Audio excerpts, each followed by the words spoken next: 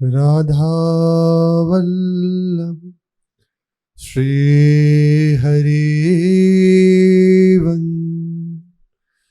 सत्प्रेम सिंधु मकरंद रसोगधारा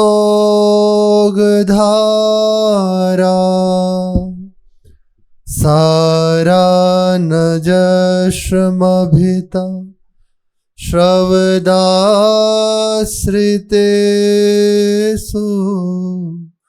श्रीराधिके तव कदाचरणारविन्दम्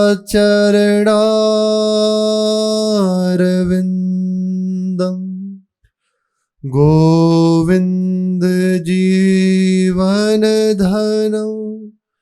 शिरसा वहामि गोविन्द जीवनधनम्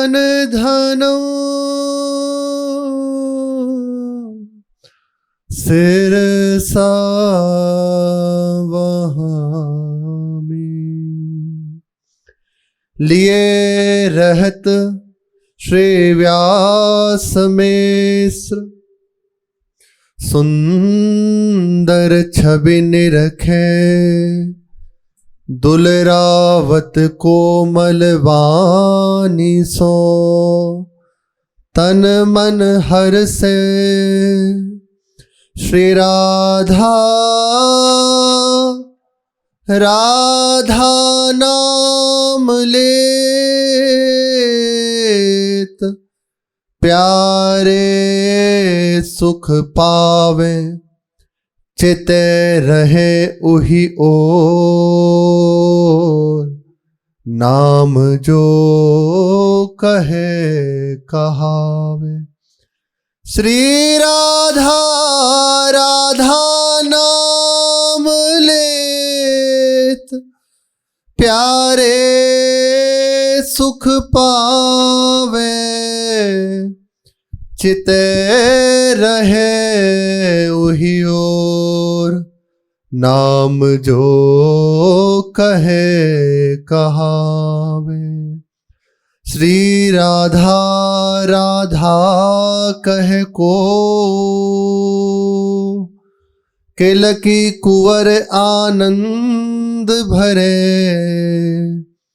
वाल चरित्र विनोद बहु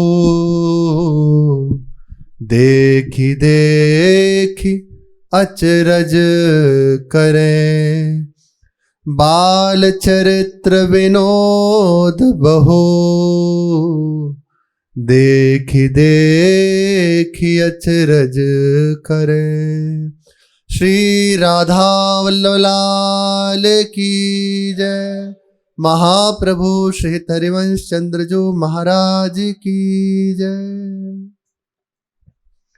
श्री महाप्रभु जी देववन में विराजमान होकर समस्त देववन वासियों को अपने श्री पिता व्यास मिश्र जी, माता तारा रानी जी और समस्त परिकर को अति सुख पहुंचा रहे हैं।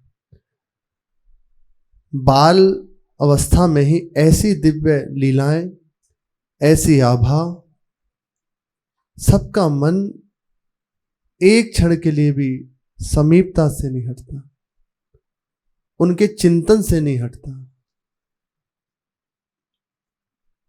भजन का मुख्य स्वरूप अखंड स्मरण है। आप समीप हैं या आप दूर हैं, हम आपके स्मरण से नहीं हट सकते। यहां तक कि संतों ने, प्रेमियों जनों ने मांगा कि यदि आपकी समीपता से आपकी स्मृति छूट जाए, आपकी प्रीति छूट जाए, तो मुझे आपकी समीपता नहीं चाहिए। हम दूर रहेंगे और आपके लिए तड़पेंगे, आपके चिंतन में तड़पेंगे। भाई जी महाराज ने पद में कहा कि जिस समय मेरी मृत्यु हो तो मेरे सामने मत आना। मानो ऐसा लगता है क्या गुस्सा होके बैठे हैं? नहीं, मैं ये नहीं चाहती। अपने निज सखी रूप में भाई जी महाराज कह रहे हैं कि मैं ये नहीं चाहती आपको विक्षेप पहुंचे, आप जिस आनंद में डूबे हुए हैं उसमें अंतराय पड़े, और ना ही मैं ये चाहती कि जो मेरी उपासना चल रही है, जो मेरा भजन जिसे हम कहते हैं, उसे आप भी जान पाओ। मेरे हृदय की बस इतनी बात है, आप सुखी रहो और इस अखंड स्मृति में मैं डूबी रहूं। जब मेरे प्राण छूटे तो मेरे सामने मत आना, मेरी इतनी बात मान लीजिए। क्या मिल गया? अखंड स्मृति मिल गई। उनके लिए रोना आ गया। हमारे वृंदावन की यही उपासना है, अपने प्रीतम की याद में, उनकी स्मृति में हृदय हर समय मानो कोई मसल रहा है, विकल हो रहा है, उनके लिए रो रहा है, एकांत में बैठा हुआ आंखों से अश्रु प्रवाह हो रहा है, नाम पुकार रहे हैं, मानस में उनके चरणारविंद छाए हुए हैं। यही यहाँ की उपलब्धि है, सहज है प्रभु की प्राप्ति, पर यहां तक आना बड़ा कठिन है। तो उन्होंने पूछा कि क्यों ऐसा होता है, तो यही उत्तर दिया कि आप अन्य भक्ति कर लीजिए, आप जो चाहेंगे प्राप्त हो जाएगा। जैसी उपासना, जैसे आपकी दृढ़ता, वैसे आपके सामने फल प्रस्तुत हो जाएगा। पर प्रभु की ओर जितना आप आगे बढ़ोगे, जितना आप हृदय से दृढ़ होगे, नहीं नहीं मुझे बस प्रभु चाहिए, उतना आपके जीवन में देखना प्रतिकूलताएं बिछाती जाएंगी। शरीर से बढ़ोगे, लोग शरीर में व्यवहार जिसे देखोगे ब्रखुटी टेढ़ी किए हुए, क्यों, क्या, कोई उत्तर नहीं, व्यर्थ में। मन अपनी चाल में चल रहा है, अब वो रहता है क्या करूं, कैसे करूं। तो ये प्रभु का प्राप्त होने का, दर्शन प्राप्त करने का सोपान है, इससे पार हो जाओ। प्रभु क्यों देते हैं? हम अपने द्वारा नहीं छोड़ सकते, हमारा स्वभाव बड़ा चिपकू है। कुछ भी एक चम्मच भी उठा के रख दी तो उसमें हो जाती है मैंने करी। देखो बड़ा विचित्र लीला है हृदय की, यदि हरि गुरु आचार्य ना संभालें तो नहीं समझ सकता। एक चम्मच आप उठा के रख दें तो ये भाव इतनी जल्दी दृढ़ हो जाएगा कि मैंने चम्मच उठाई। आप भले कहो श्री जी की कृपा से हुआ, पर वो अंदर रहेगा कि मैंने चम्मच उठाई। ये चम्मच देखो हमारे द्वारा, उसे मतलब हम एक छोटी बात उदाहरण में दे रहे हैं, बाकी आप कहीं भी ले लीजिए, ये इसको हम नहीं छोड़ सकते। इसीलिए प्रभु हर जगह से रास्ता काट देते हैं, ऐसा बिछा देते हैं, पीछे लौट नहीं सकता, इधर उधर देख नहीं सकता, एक ही मार्ग रहे, नाथ आपके सिवा कोई और नहीं।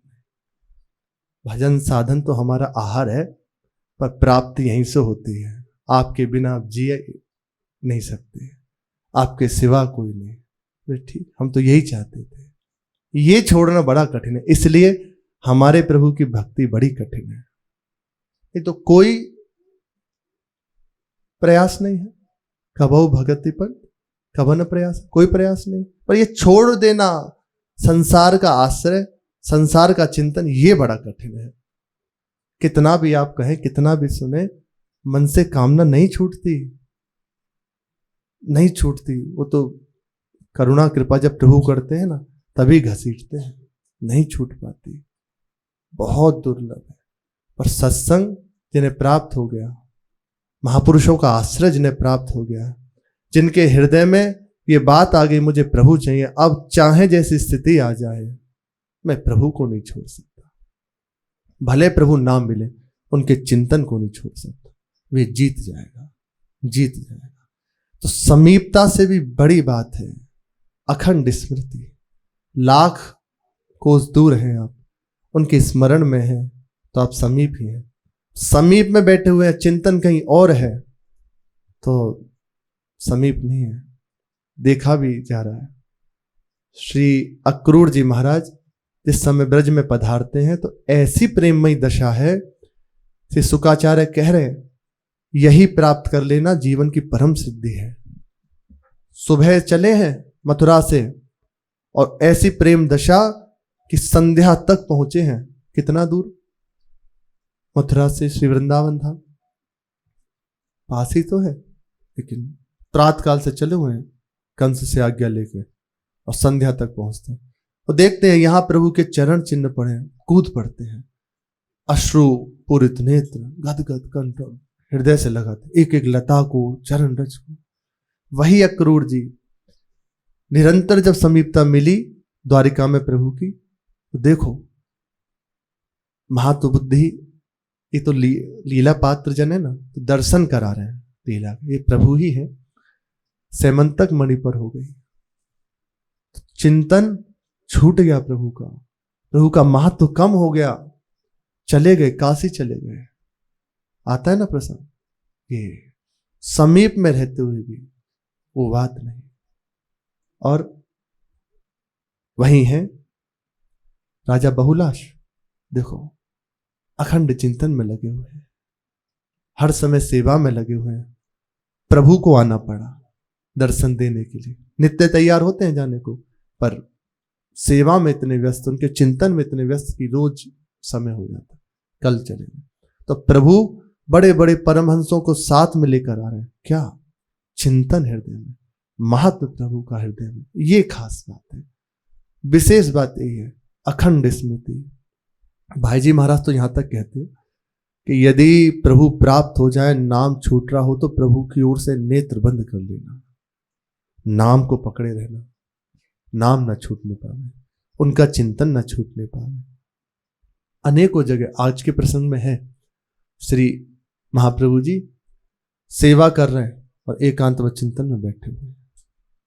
आज का प्रसंग है ऐसा, तो उनकी समीपता, उनका चिंतन पास में है या दूर है, निरंतर लगे हुए हैं। एक दिन की बात है, श्री महाप्रभु जी अपने संग के सखाओं से कहा, जाओ बगीचे में से सुंदर सुंदर पुष्प तोड़ कर लाओ। एक दिना श्री हित प्रभु गए बगीचा माही, बालक विप्रन के लिए आनंद में बिलसाही। कयो सवनि सोहित प्रभु फूल तोरी के लाव, मंडल की जय फूल को खेले सहज सुभाव। सब जन जाओ, सुंदर सुंदर रंग बिरंगे फूलों को तोड़कर लाओ, आज एक नया खेल खेलते हैं, पुष्पों के प्रिया प्रीतम बनाते हैं। सुंदर हार सब तैयार करेंगे, आप जाइए। तो सम व्यस्त बालक हैं महाप्रभु जी के, सब गए दौड़े हुए, कोई रायबेल है, मालती है, बकुल है, ये सब पुष्पों को तोड़ रहे हैं और महाप्रभु जी के समीप लाए। महाप्रभु कह रहे आज यही खेल खेलेंगे, सब जन गोल मंडलाकार होकर बैठ जाओ। सब परिकर बैठ गया और पुष्प जो लाए थे वे अपने अपने जैसे उसके गुच्छे बना बना के महाप्रभु जी को दे रहे। फूलन की रचना करी मंडल मध्य रसाल, वृक्ष निसो शोभित ललित फूलन की नवमाल। फूलन के द्वय वृक्ष रची नील पीत झलकाहि, राजत मंडल माहि दो शोभा पे बलि जाय। एक जरी को वस्त्र ले दोन दियो उड़ाय, तापर हार कलीन के पहिराए जु बनाए, पहिराए जु बनाए। मंडलाकार सब सखा बैठे और एक पुष्प मंडल जो है ना, उसी से एक गोल मंडल की रचना करें। महाप्रभु जी बताते जा रहे हैं ऐसे ऐसे। फिर महाप्रभु को सामने जो पुष्प थे वो दिए। बीच में महाप्रभु जी ने एक लता, जिसे गौर वर्ण में, और एक लता श्याम वर्ण में, पुष्पों से ही निर्मित करी। श्याम वर्ण के पुष्प और गौर वर्ण के पुष्प से मानो मिलित लता को निर्माण किया और सुंदर सुंदर कलियों के हार बनाए थे, उन्हें धारण कराए। एक जरी का वस्त्र लेकर उड़ा दिया दोनों को। बहुत सुंदर शोभा। नील कांति की एक लता, गौर कांति की एक लता, और देख के बलिहार जा रहे हैं, बहुत प्रसन्न हो रहे हैं। उत्थापन का समय है ये, बहुत प्रसन्न हो रहे हैं, बार बार नहीं रख रहे, सब सखा बड़े मुदित हो रहे हैं। फिर महाप्रभु जी ने कहा, जाओ अब भोग पधराएंगे प्रिया प्रीतम को, आप सब बगीचे में से सुंदर सुंदर फलों को ले आओ। खरबूजा सरदा सवे, बहुत बड़ा बगीचा है, सब लगे हुए हैं, सरोवर भी है, वहीं कूप भी है जहां से नवरंगी लाल जी प्रकट हुए हैं। खरबूजा सरदा सवे, ओ तरबूज ही आ जानी, फूल फले बगीचा माही सब, दाडिम सेव सुआनी। खरबूजा, सरदा, तरबूज, अनार, सेब और भी अनेकों प्रकार के सुंदर सुंदर फल बगीचे में है। सब सखा गए और उनको तोड़ रहे हैं। तोरी तोरी बालक सवे, लावत भरी भरी गोद, देत जो श्रीहित प्रभु को, हिये राजत मोद। छील संवारी धरे प्रभु, मंडल के चहु ओर, कदली पत्र निमेल से, दोना ढिंग ढिंग जोर। मंडल के चहु दिशि खरे, बालक जोरे हाथ, भोग लगावे हित प्रभु, ध्यान धरे सब साथ। सुंदर सुंदर फल, छोटे छोटी सी गोद है, सब जितने जितने आए तोड़ तोड़ कर ले आए और महाप्रभु जी के पास आकर खड़े हो गए। महाप्रभु ने कहा, इन सबको जाओ अमनिया करके धोकर आदि लाओ, और वहीं तुरंत गए और आ गए। सब मंडलाकार खड़े हो गए, जितने भी मित्र है ना, महाप्रभु जी को एक एक करके दे रहे हैं और महाप्रभु स्वयं उन्हें अपने हाथों से अमनिया कर रहे हैं, छील रहे हैं। और फिर दोने, उन दोनों में उन सब फलों को रखा और केले के पत्र मंडल के चारों ओर बिछाए। देखो बाल रूप में है, कैसी भावना में से चारों ओर बिछाए गए। उन चारों ओर कदली के जो वृक्ष हैं, पत्ते हैं, उन पर फलों के दोने रखे गए, सब उन सब में। और सब बालक जन जितने भी सखा हैं हाथ जोड़े खड़े हैं चाहो। महाप्रभु जी अब आंख बंद करके बैठ गए, नेत्र बंद किए हुए ध्यानस्थ बैठे, भावना में भोग लगा रहे हैं। निकुंज में भी ऐसा ही होता है। प्रिया प्रीतम जब वन विहार के लिए निकलते हैं दोनों, तो कहीं रुके फिर कहीं, ऐसे।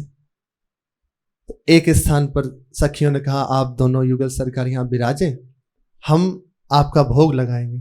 तो समस्त सखियां सुंदर सुंदर रसाल फलों को, वहां छिलका नहीं है, गुठली नहीं है, सीधा आम है तो ऐसे सीधा फल, छिलका गुठली नहीं है, प्रिया प्रीतम को लाके दी।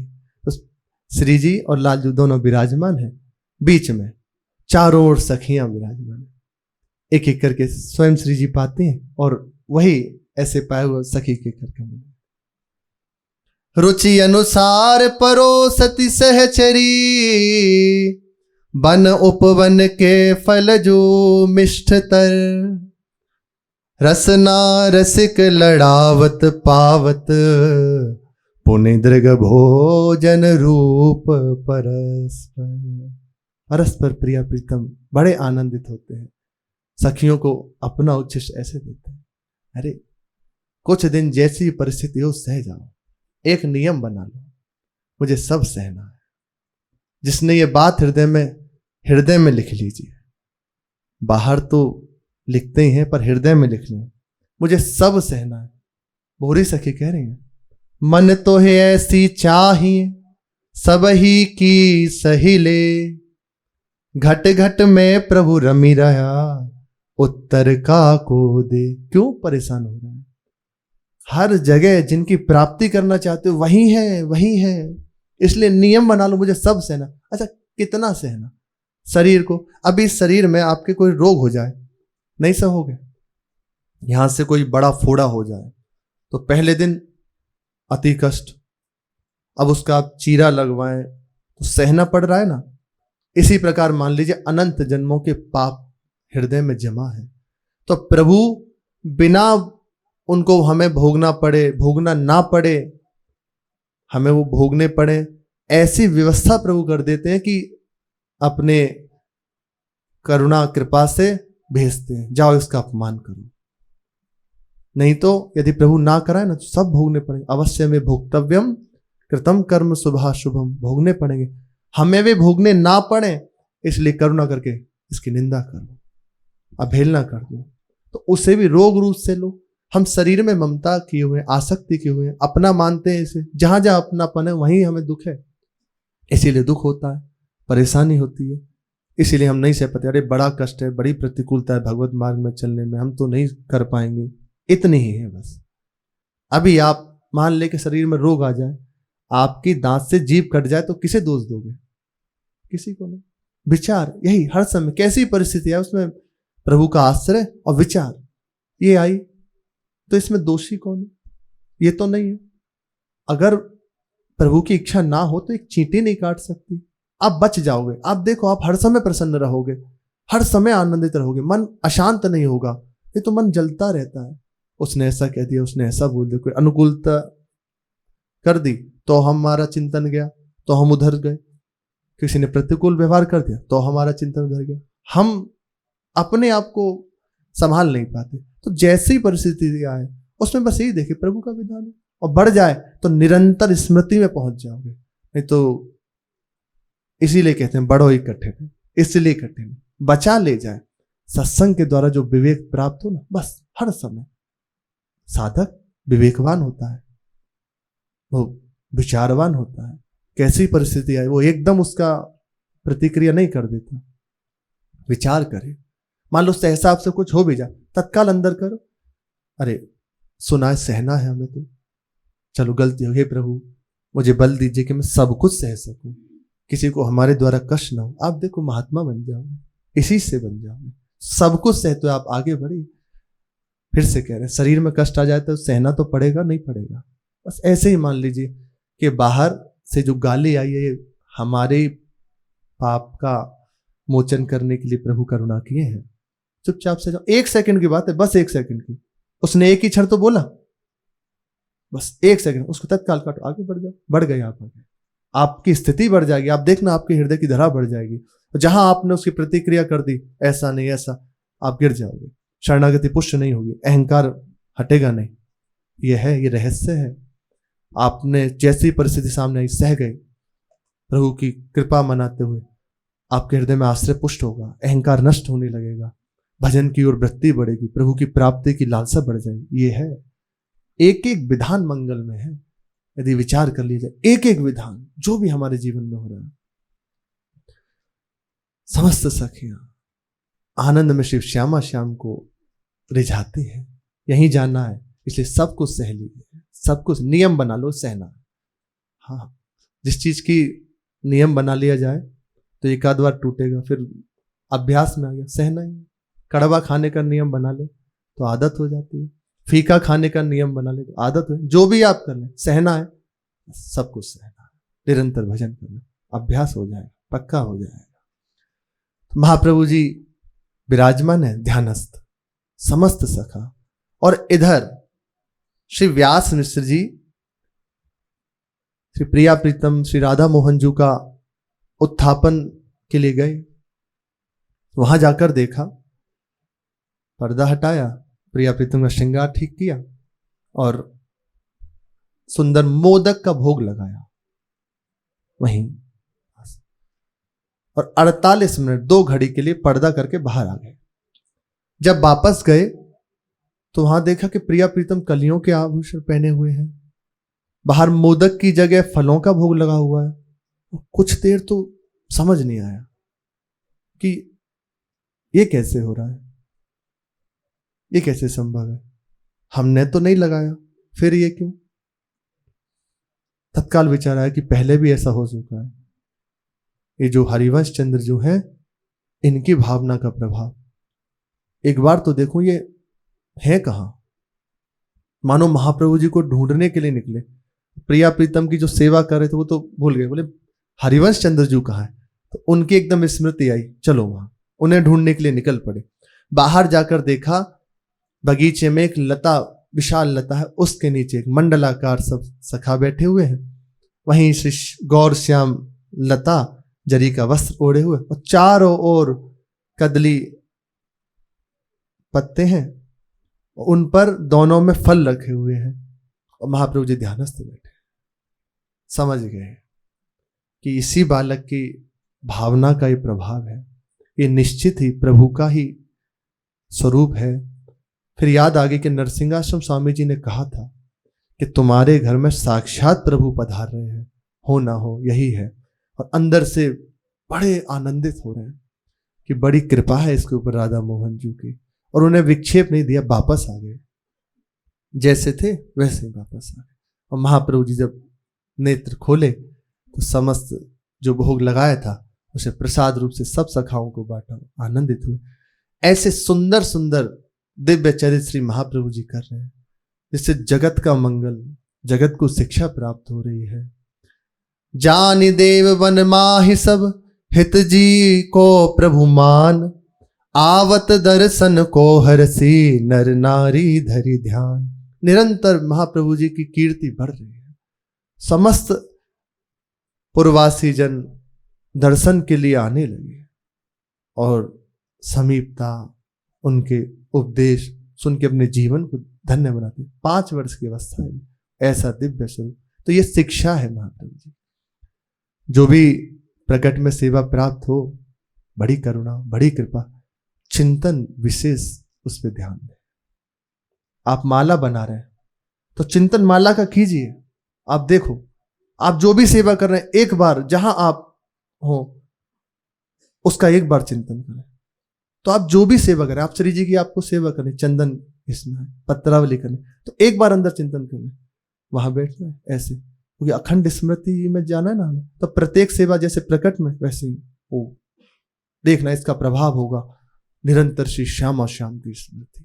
जो भी आप करें, जैसे लगेगा कि अभी तो चिंतन बनता ही नहीं, अभी तो कुछ और, तो जो सेवा करें ना उसी का चिंतन बना, वो बहुत प्रभावशाली हो जाएगा, बहुत प्रभावशाली। फिर नाम का चिंतन, धाम का चिंतन, सेवा करते हुए बस नाम बाणे। अपने तो महाराज जी करुणा करके निरंतर यही बताते, बस इधर ध्यान दें। महाप्रभु जी यही शिक्षा दे रहे हैं। सेवा करे और देखो ध्यानस्थ होकर बैठे, भोग लगा रहे, चिंतन में श्यामा श्याम पा रहे। शेष चर्चा आगे। श्री राधा वल्लभ लाल की जय।